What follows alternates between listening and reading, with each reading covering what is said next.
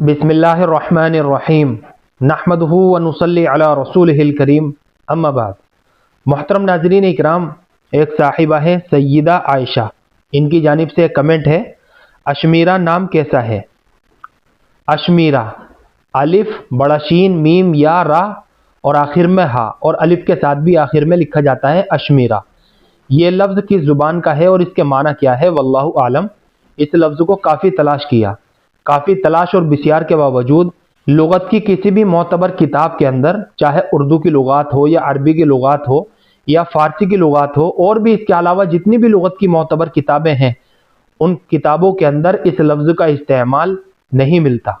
लिहाजा अगर ये नाम आपका है या फिर आप अपनी बच्ची का अशमीरा नाम रखना चाहते हैं, तो इस नाम के बजाय कोई अच्छा और बामाना नाम रख लीजिए, तो ये सबसे ज़्यादा बेहतर बात रहेगी, क्योंकि बाज़ मर्तबा बच्चा या बच्ची पर उसके नाम का असर हो जाता है।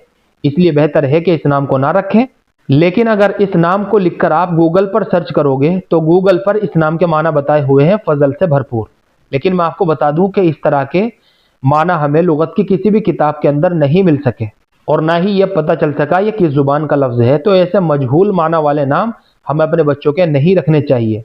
अलबत्ता मैं आपको एक मशवरा दूंगा कि अशमीरा के बजाय आप समीरा करके नाम रख लीजिए। समीरा, सा मीम या रा और आखिर में हा, समीरा।